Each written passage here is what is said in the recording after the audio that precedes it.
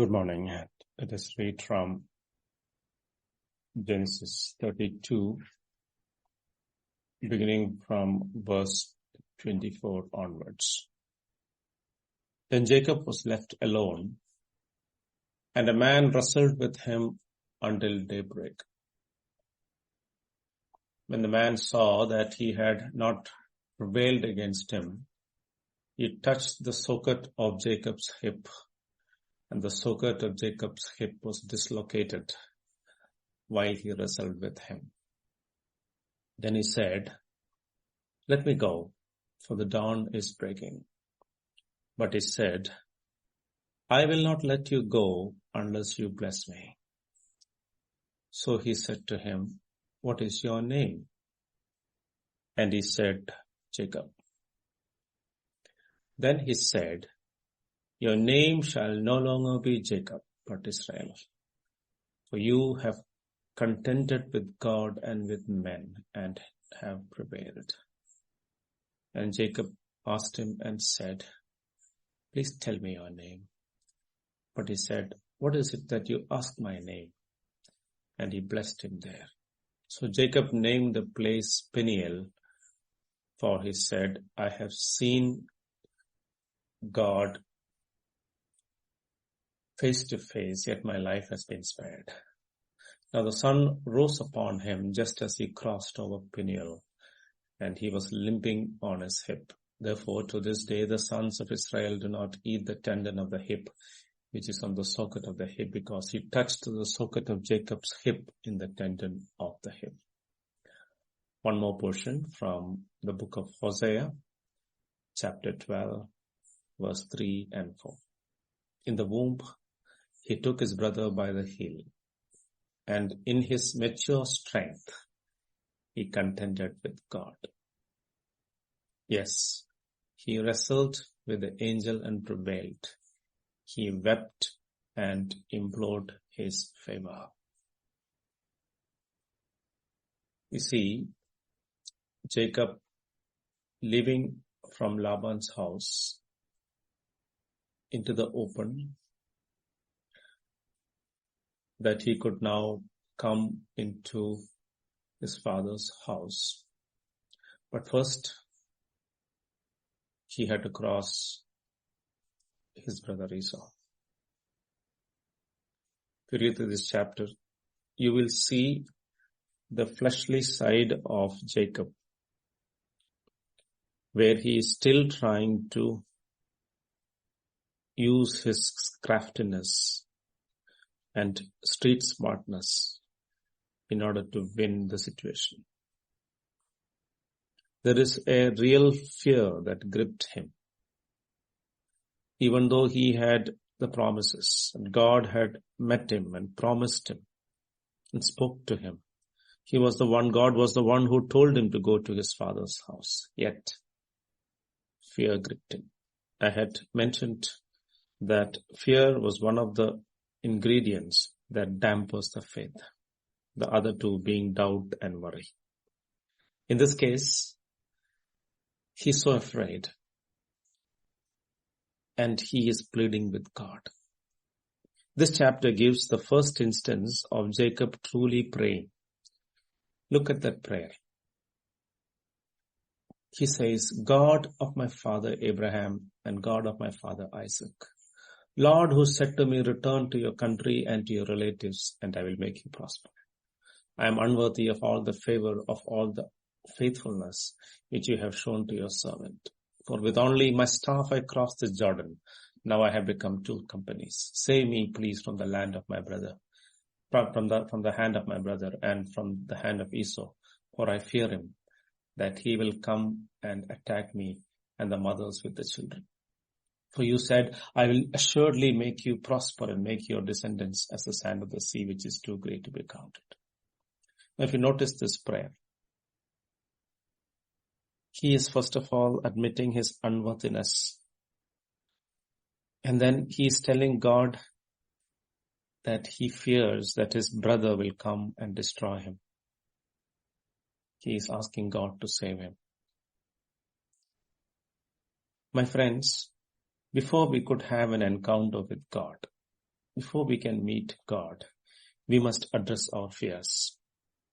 We must take those fears to the Lord and not use human craftiness in order to overcome our fears.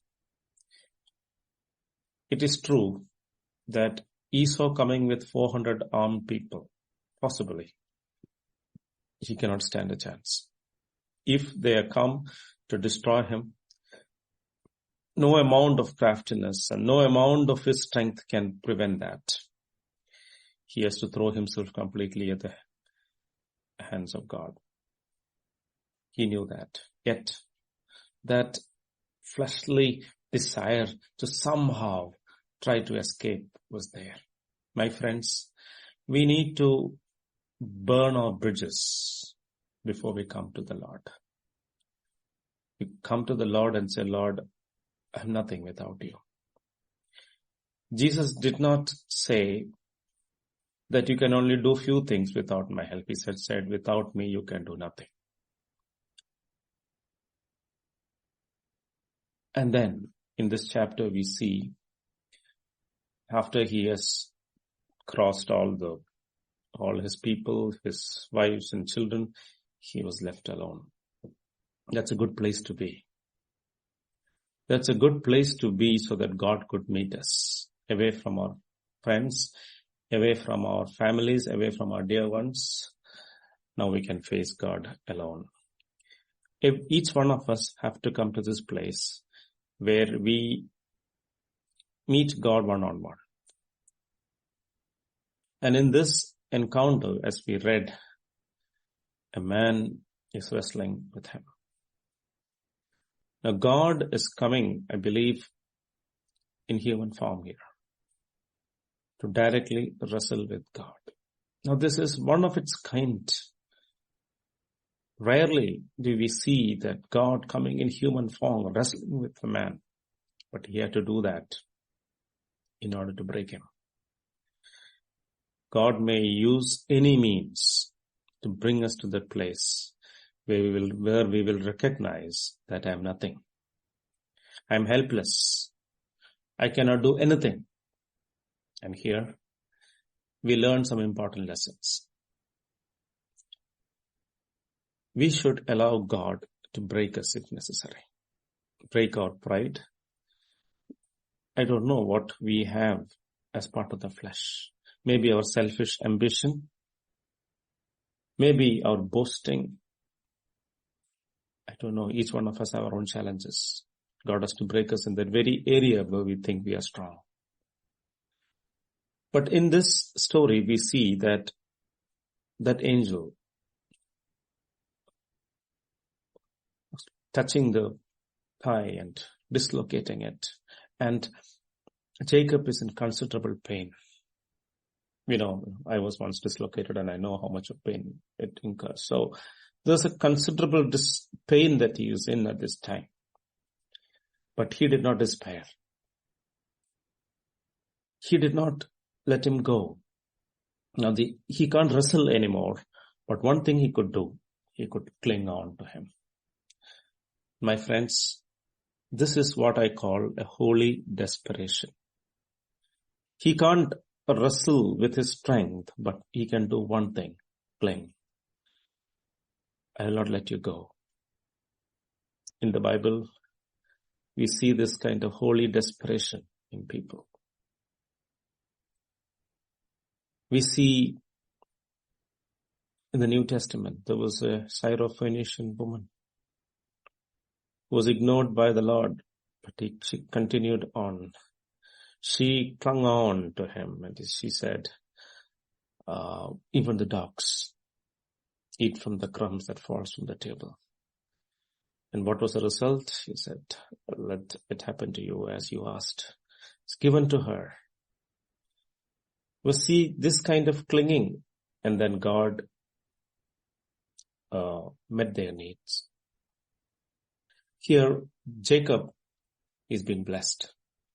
Now, we may ask, why did he need that blessing? He was already blessed by his father. He got the land, he got the grain, he got the dew, everything was given to him by his father. Why is he asking for blessing again?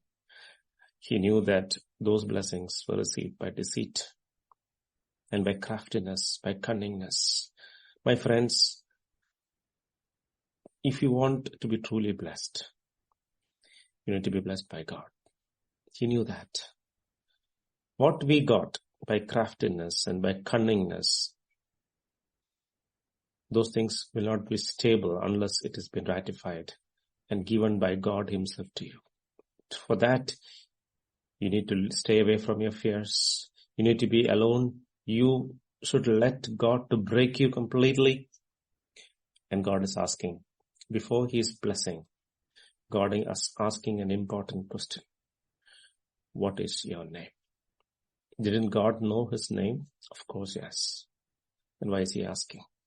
This is the rhetorical question that we see throughout the Bible. God knew where Adam was, yet he is asking, Adam, where are you? God knows what was in the hand of Moses, yet he says, what is in your hand? God knows Jacob's name, it is asking. He wanted Jacob to know who he was. Once, while facing his father asked the same question, who are you? And he said, I am Esau, your firstborn. And here he's telling the truth. I'm Jacob, I'm a supplanter, I'm a deceiver. I'm who I am. It's another thing before we could encounter and get God's blessing is to admit our craftiness and admit our failures, admit that we are a supplanter, truthful to God. And you come to a place where you could truly be blessed by God. Now we must understand that in order to truly come into that promised land, you should be true to yourself. This great man of God called Griffith Thomas comments on this. The wrestling was an endeavor on God's part to break down Jacob's opposition, to bring him to an end of himself, to take from him all self-trust, all confidence in his own cleverness and resource, to make him know that Esau is to be overcome and Canaan obtained not by craft or flattery, but by divine grace and power. Our rest with God, our favor with God can never be achieved through craftiness. Let us pray. O Lord, break us if necessary, so that we could cling on to you and you alone. Then our name will be changed to Israel, which means ruler with God or God rules. When we take orders from God, when we allow God to rule us and order us, we have come to an exalted position to be called the Prince with God. And every child of God who is fully obedient to God, fully broken and in his will, they'll be in a position so exalted in this world. My friends, coming to that position is the greatest blessing that we could have in our life. May the Lord help us to recognize our weaknesses, admit our failures, come with God with our fears, with our doubts, with our worries, and tell him, Lord, this is who I am. And then cling on to him, and he will truly bless us. No man can truly defeat God, but when we cling on to him, he cannot leave us without blessing us. God bless.